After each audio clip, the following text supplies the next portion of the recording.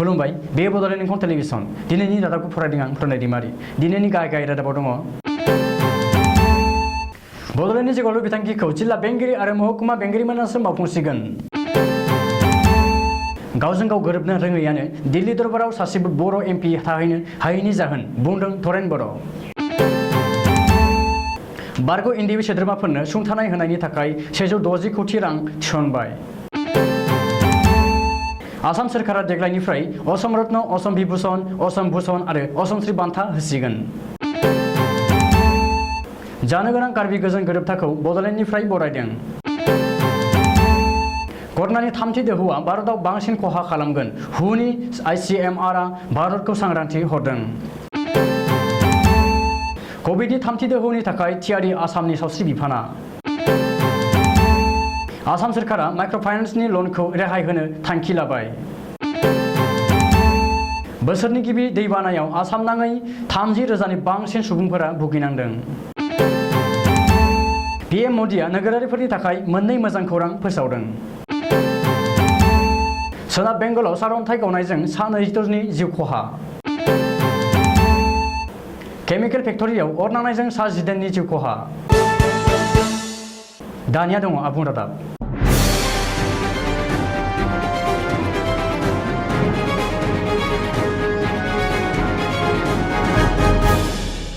बड'लेण्डनि जौगालु बिथांखिफोरखौ सोलिफु रांखान्थि बोसोरफोरनिफ्राय जिल्ला बेंगिरि आरो महकुमा बेंगिरिमोनासो मावफुंसिगोन थांनाय 4 जुन खालि बड'लेण्ड सोरखारा बड'लेण्डनि प्रिन्सिपाल सेक्रेटारिनि गेजेरजों मोनसे नटिफिकेसन फोसावदों नटिफिकेसन बादियै जिल्ला बेंगिरि आरो महकुमा बेंगिरिमोना बोसोरफानि जौगालु बिथांखिनि थाखाय एक्शन प्लेन बानायनाय जागोन आरो बिथांखिफोरा बड'लेण्ड सोरखारनि गनायथि मोननायनि उनाव बिथांखि मावफुंनाय लोगोसे नायदिंनाय आरो सामलायनाय हाबाफोरखौ जिल्ला बेंगिरि आरो महकुमा बेंगिरिमोना मावफुंनांगोन बेनि अनगायैबो बोसोरफ्रोमबो बिथांखि मावफुंनायनि रिपर्टखौ बड'लेण्ड सोरखार आरो आसाम सोरखारनि पार्सनेल बिफाननो दैथायहरनांगोन आथिखालाव बड'लेण्ड हालामाव थानाय मोनब्रै जिल्ला फारियै क'क्राझार चिरां बाक्सा जिल्लानि जिल्ला बेंगिरि आरो महकुमा बेंगिरिमोननि थाखाय बिथोनलाइ हिसाबै फोसावनाय नटिफिकेसनखौ लानानै दा बिदान्थि लायनाय थासारि जाफुदों जे बड'लेण्डनि जौगालु बिथांखिफोर सुजुनाय मावफुंनाय नायदिंनाय आरो सामलायनाय हाबायाव जिल्ला बेंगिरि आरो महकुमा बेंगिरिमोननो हगारनानै होनायखौ खायसे मोजां बुंदों आरो खायसे गाज्रि बुंदों मुंख'नो गोनांदि बड'लेण्डनि प्रिन्सिपाल सेक्रेटारिनि बिथोनलाइ मोननायनि अखानायैनो क'क्राझार जिल्ला बेंगिरिया क'क्राझार जिल्लायाव थानाय बड'लेण्डनि मोन 16 बिफान गाहायमोननो थांखांनाय बुब्लियाव बड'लेण्डनि बिथांखि मावफुंनाय एबा मावफुंनो आद्रा थानाय एबा मावफुंबाय थानाय बिथांखिफोरनि डाटा बिहरदोंसै बिब्दिनो चिरां बाक्सा आरो उदालगुरि जिल्लानि डिसि जोङो लुबैदोंमोन जे बिथांमोनहा जबरदस्त थगायनानैनो जा बोलो बाहायनानैनो जा सरकारखौ दाबायब्ला रायजो राजानि मोजां मावथोंसै ओनसोलाव जौगानाय फैथोंसै ओनसोलाव शान्ति फैथोंसै जों बेखौनो आसा खालामदोंमोन खिन्थु दिनै फैयै फैयै सरकारनि सियाराव जिरायनाय लोगो लोगोनो बे BTCनि चिफनिफ्राय आरम्भ खालामनानै साफ्रोमबो EM बिथांमोनहा 20%, 15%, 30% लानानै स्किम राननाया बेनिफ्राय लासिंसिंसिन आरो पृथिबीनि राजनैतिक इतिहासाव गैया बे खोथाखौ दिनै खालि BTC बासियाल' मिथिया सारा भारतबासिया मिथिगौ आरो जाय बिथांमोनहा BTCनि सम्पर्के सर्सा खालामदों पृथिबीनि मानसिया एराउन्ड द वर्ल्ड बिथांमोननि नलेजाव बे दङ गाबोन समफोर जोंनि रायजो राजाफ्रा मोनसे बान्दो बायबाय मोनसे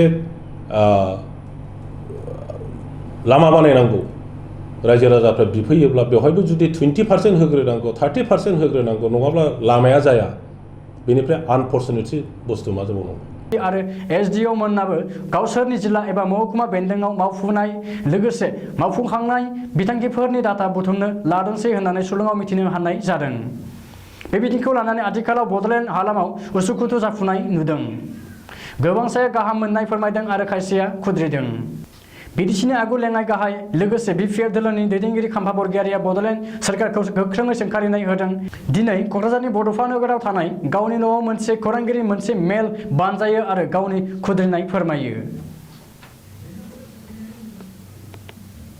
बेराफारसे बड'लेण्डनि गाहाय प्रमद बर'आ बुंथिनाय बादिब्ला बड'लेण्ड आवथानि डिसि आरो एसडिअ मोनखौ बड'लेण्ड सोरखारनि सिङाव लाबोनायनि राहा हिसाबै बे नटिफिकेसनखौ होनाय जादों। बेयाव गिनांगौ जेबो गैया। आगोल समाव डिसि एबा एसपिफोरा बड'लेण्डनि आवथायाव गैयामोन। दानिया बिसोरखौबो बड'लेण्ड खुंथायनि सिङाव लाबोनाय जाबाय। दुलाराय बर' फरायसा आफादनि आफादगिरि दिपेन बर'आ बड'लेण्ड सोरखारा जौगालु बिथांखिनि मावफुंनायनि बागै जिल्ला बेंगिरि आरो महकुमानि बेंगिरिमोननो गोहो गथायनायनि सायाव बरायनाय होदों। बेराफारसे आसामनि बुंथिगिरि बिश्वजित दैमारिया बड'लेण्डनि प्रिन्सिपाल सेक्रेटारिनि नटिफिकेसनाव एसे गोरोन्थि दं होननानै बानबुंथि होदों जे बड'लेण्ड आवथानि डिसि आरो महकुमानि बेंगिरिमोनखौ बड'लेण्ड खुंथायनि सिङाव लाबोनो थाखाय जिहेतु बिटिआर रादायाव थिसनफानाय जादोंमोन हिसाबै डिसि आरो एसडिअ मोनखौ बड'लेण्डनि आवथायाव फोनांफानो लानाय जाबाय।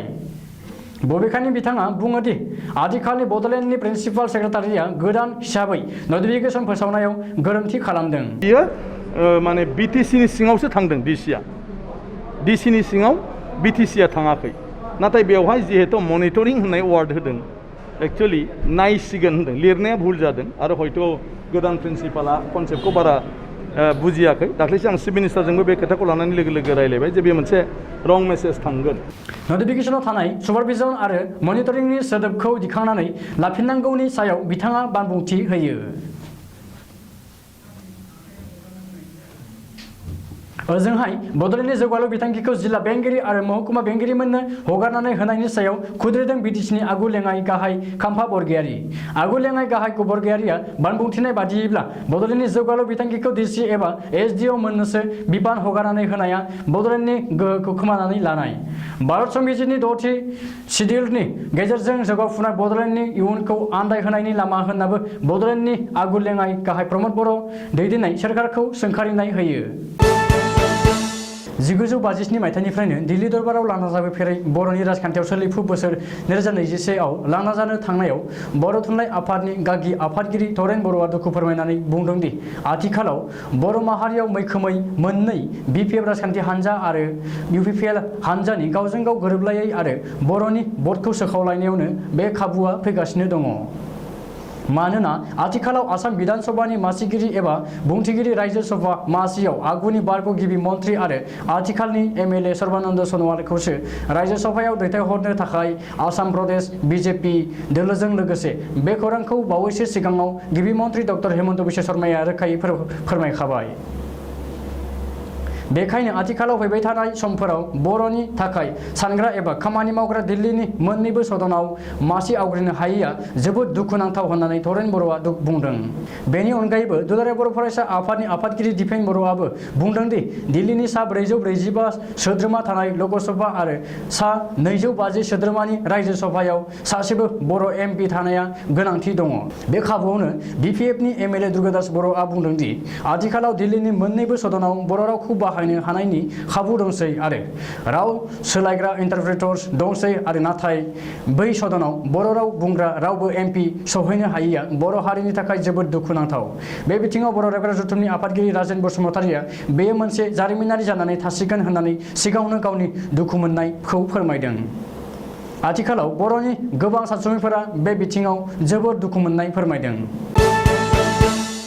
आसाम सोरखारा बारग' एनडिबिनि सोद्रोमाफोरनो गावखौ सुंथानाय होनाय एबा जिउ खांनायनि थाखाय 140 कौटि रां थिसनबाय। डक्टर हेमन्त बिश्व शर्मा दैदेननाय जथायारि सोरखारा बारग' एनडिबिनि गासै 4036 सा सोद्रोमाफोरनि जिउ खांनायनि थाखाय 160 कौटि रां थिसनबाय। मिथिनो हानाय बादिब्ला समबारखालि गिबि मन्थ्रि डक्टर हेमन्त बिश्व शर्मानि मेल सामलायनायाव बारग' एनडिबि सोद्रोमाफोरनो सुंथानाय होनाय आरो एनडिबिनि गासैबो केसफोरखौ बोखांना लानाय आयदानि सायाव गेबेङै सावरायनाय जायो। गिबि मन्थ्रिया सामलायनाय बे जर'खा मेलाव आसामनि केबिनेट मन्थ्रि इउजि ब्रह्म, आसाम सोरखारनि चिफ सेक्रेटारि, नखर बिफाननि मावख'गिरिफोर, पुलिस बिबानगिरिफोर, बिडिसिनि गाहाय प्रमद बर', लेङाइ गाहाय गबिन्द बसुमतारी, बिडिसिनि मावफुं सोद्रोमा रन्जित बसुमतारी, एमसिएलए अमर बसुमतारी, बारग' एनडिबि दैदेनगिरि अनजालु आरो एबसुनि आफादगिरि दिपेन बर'मोना बाहागो लायो। बबेखानि बे मेलाव बिटिआर गोरोबथानि गासैबो दफाफोरखौ मावफुंनायजों लोगोसे एनडिबिनि दैदेनगिरि आरो सोद्रोमाफोरनि केस बोखांना लानाय, राङारि अनसुंथाइ होनाय आरो बर' लाइमोनफोरखौ पेरामिलिटारि आरो पुलिस बिफानाव थिसननायनि सायाव सावरायनाय जायो आरो थांखि लानाय जायो होननानै मिथिनो हादों। मिरु सोरखारनि बादिनो आसाम सोरखाराबो देग्लायनिफ्राय असम रत्न, असम बिभूषण, असम भूषण आरो असम श्री बान्था होसिगोन। दिनै आसाम सोरखारनि केबिनेट जथुमाव बे बिथांखिखौ लानाय जादों। मख'नो गोनांदि गिबि मन्त्रि डक्टर हिमन्त बिश्व शर्मानि दैदेननायाव दिनै आसाम सोरखारनि मोनसे केबिनेट मेल जानानै थाङो आरो आसाम सोरखारा देग्लायनिफ्रायनो माखासे गोजौ थाखोनि बान्था होनो थाखाय थांखि लायो। बबेखानि बोसोरफ्रोमबो सासे सुबुंनो असम रत्न बान्था होनाय जागोन होननानै गिबि मन्त्रि डक्टर हिमन्त बिश्व शर्माया खौरांगिरिनि सिगाङाव फोरमायदों। बेबादिनो आसाम बिभूषणखौ 3 सुबुंनो आरो आसाम बिभूषणखौ 7 सुबुंनो आरो असम श्री बान्थाखौ 10 सुबुंनो होगोन होननानै गिबि मन्थ्रिया बुंदों। मिथिनो हानाय बादिब्ला असम रत्न बान्थायाव नोगोद 5 लाख रां, असम बिभूषणआव 3 लाख रां, असम भूषणआव 2 लाख रां आरो असम श्री बान्थायाव 1 लाख रां थागोन। बबेखानि दानिफ्राय गासैबो थुनलाइयारि बान्थाफोरखौ गेदेमा थुनलाइगिरि हमेन बरग'हाइनि जोनोम सानखालि गथायनाय जागोन। बेबादिनो गेलेमु बिथिंनि बान्थाफोरखौ अर्जुन भगेश्वर बरुवानि जोनोम सान आरो हारिमु बान्थाफोरखौ शिल्पी दिवस खालि गथायनाय जागोन होननानैबो गिबि मन्थ्रिया खौरांगिरिनि सिगाङाव फोरमायथिदों। सोलिफु दानावनो जागोन कार्बि गोजोन गोरोबथाया।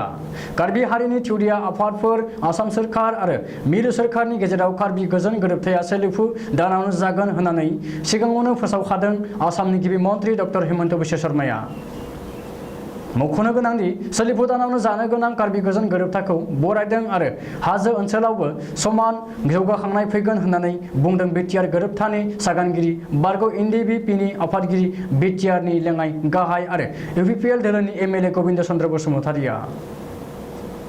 बबेखानि एबसुनि आफादगिरि दिपेन बर'आबो जानो गोनां कार्बि गोजोन गोरोबथाखौ बरायदों आरो हाजोआरि ओनसोलाव जिउ खांनाय बर' रायजो राजाफोरनोबो गनायजाथाव मान सन्मान होनो थाखाय उदाङै खावलायो। ओरैहाय आसामनि केबिनेट मन्त्रि उरखाव गोरा ब्रह्मआबो कार्बि गोरोबथाखौ बरायो आरो बे गोरोबथाया हाजोआरि ओनसोलाव अरायथा गोजोन लाबोगोन होननानै बानबुंथि होदों। फैबाय थानाय समा भारतनि थाखाय मोजां नङा। गेदेर जेंना एबा अलखदजों मोगा-मोगि जानायनि सम फैगासिनो। मानोना मुलुगनि सावस्रि फसंथान हुनि ICMRआ बुंदोंदि कर'नानि 3थि दोहौआ भारतआवनो बांसिनै साग्लोबसारगोन। बेनि थाखाय नांगौ बादि राहाफोरखौ मानिनानै सोलिनो थाखाय हुआ भारत सोरखारखौ खावलायहरदों। मानोना जुदि भारतारिफोरा गोनां बादि माखासे खान्थिफोरखौ सांग्रांथि लाया अब्ला 3थि दोहौआ समाजाव साग्लोबसारो अब्ला भारताव सानफ्रोमबो 50,000निफ्राय 60,000 सुबुंनि जिउ खहा जानायनि सम्भाबना दङ। मानो होनोब्ला आथिखालाव भारतनि सुबुं अनजिमाया गुबुंथिया गुबुन हादरनिख्रुइबो रोजासिन। बेखायनो गासैबो थागिबिफोरा ओंथि गैयै खामानिनिफ्राय जानगार जाना थानाया गाहाम। बेखायनो हुआ गासैखौबो सांग्राङै थानो तागिदा होदों। कभिडनि 2थि दोहौनि गाग्लोबनाया आसामावबो रुइनो हमदों।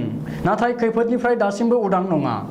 कभिडनि गिबि आरो 2थि दोहौनि उनाव फैगौ सेप्तेम्बर आरो अक्ट'बर दानाव कभिडनि 3थि दोहौआ आसामावबो गाग्लोबनो हागौ होननानै सन्देह खालामनाय जादों। बेखायनो कभिडनि 3थि दोहौजों जुजिनो थाखाय दानिफ्रायनो थियारि खालामखादों आसाम सोरखारा। मिथिनो हानाय बादिब्ला कभिडनि 3थि दोहौजों जुजिनो थाखाय सावस्रि बिफाननि मन्त्रि केशव महन्त आरो बिफानारि मावख'गिरिफोरा गिबि मन्त्रि डक्टर हिमन्त बिश्व शर्माजों लोगोसे मोनसे जर'खा मेल जथुमदों।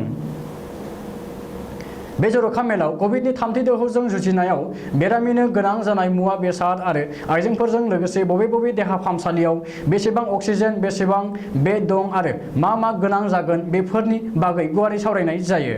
रिपर्ट बादिब्ला कभिडनि 3थि दोहौआ गाग्लोबनायनि सिगांनो गुवाहाटी नोगोरमायाव DRDOनि 2 देहा फाहामसालिनि खामानिया आबुं जाबाय।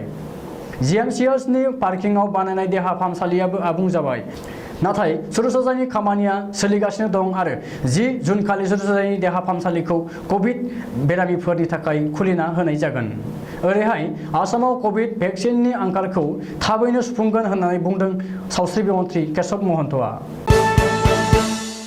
माइक्र'फाइनान्सनिफ्राय लन लानाय लाख आइजोफोरनि थाखाय मोजां खौरां। आसाम सोरखारा माइक्र'फाइनान्सनि लनखौ रेहाय होनो थांखि लाबाय। माइक्र'फाइनान्सनि रांखौ बिजेपिआ रेहाय होगोन होनना थांनाय बिधानसभा बिसायख'थिनि सिगांनो खोथा होनाय बादियै लाख आइजोफोरनि माइक्र'फाइनान्सनि लनखौ रेहाय होनो थांखि लाबाय डक्टर हिमन्त बिश्व शर्मा दैदेननाय आसाम सोरखारा। रिजार्भ बेंकनि गाइडलाइन बादियै माइक्र'फाइनान्सनि लनखौ रेहाय होगोन आसाम सोरखारा। रिपर्टनि बादिब्ला लाख आइजोफोरनि माइक्र'फाइनान्सनि लनखौ माबोरै रेहाय होनाय जागोन बेखौ लानानै सावरायनाया सोलिगासिनो दङ। बबेखानि फैगौ बिस्थिबार शुक्रबार आरो सनिबार खालि गासैबो बेंकफोरजों माइक्र'फाइनेन्सनि लन रेहाय होनायनि सायाव आसाम सोरखारा सावरायगोन आरो थि खालामगोन होननानै फोसावदों केबिनेट मन्त्रि अशोक सिंघालआ। दैज्लां बोथोर सफैनायजों लोगोसेनो आसामाव दैबानानि जेंना। साहा आसामनि बिश्वनाथ आरो लखिमपुर जिल्लायाव बोसोरनि गिबि दैबाना लोमसावदों। आसाम स्टेट डिजेस्टार मेनेजमेन्ट अथ'रिटिनि रिपर्ट बादिब्ला बोसोरनि गिबि दैबानाजों बिश्वनाथ आरो लखिमपुर जिल्लायाव 32,000निबो बांसिन सुबुंफोरा भुगिनांदों आरो आनि-थानि जानांदों। मख'नो गोनांदि बे समाव आसामनि मोनसेबो दैमानि दैया खैफोद सिमानि गोजौआव बोहैयाखै होनना सेन्ट्रेल वाटार कमिसना बुंदों। नाथाय लखिमपुर आरो बिश्वनाथ जिल्लानि 622निबो बांसिन गामि आरो 413.3 हेक्टर हाया दै सिङाव गोदोनानै दं होनना आसाम स्टेट डिजेस्टार मेनेजमेन्ट अथ'रिटिआ रिपर्ट होदों। बबेखानि बोसोरनि गिबि दैबानाया बाक्सा आरो बिश्वनाथ जिल्लानि माखासे गाहाय लामाफोरखौबो खहा खालामदों होननानै मिथिनो हादों। ओरैहाय बाक्सा, बरपेटा, बिश्वनाथ, गवालपारा, मरिगाव, नलबारि, सनितपुर जिल्लायाव दैमानि रुगुं गिसिगानाय जाथाया जादों होननानैबो रिपर्ट मोननो हादों। हादोरनि नोगोरारिफोरनि थाखाय मोजां खौरां। हादोराव कर'नानि नैथि दोहौनि थाखाय नोगोरारिफोरा गोबां अलखदाव गोग्लैनानै दङ। मैखोमै गाहाय थाखोनि सुबुंफोरा बे कर'नानि समाव बांसिन अलखदाव गोग्लैनानै दङ। बेखौ नोजोर होनानै मैया PM नरेन्द्र मदिआ नोगोरारिफोरनि थाखाय मोननै मोजां खौरां फोसावदों। बेफोर मोजां खौराङा जादों हादोरनि गासै रायजोआव 18 बोसोर बैसोनिफ्राय फ्रियै कर'ना भेक्सिन होनाय जागोन आरो हादोरनि 80 कौटि गोरिब नखरफोरनो देवालिसिम फ्रियै रेशन होनाय जागोन।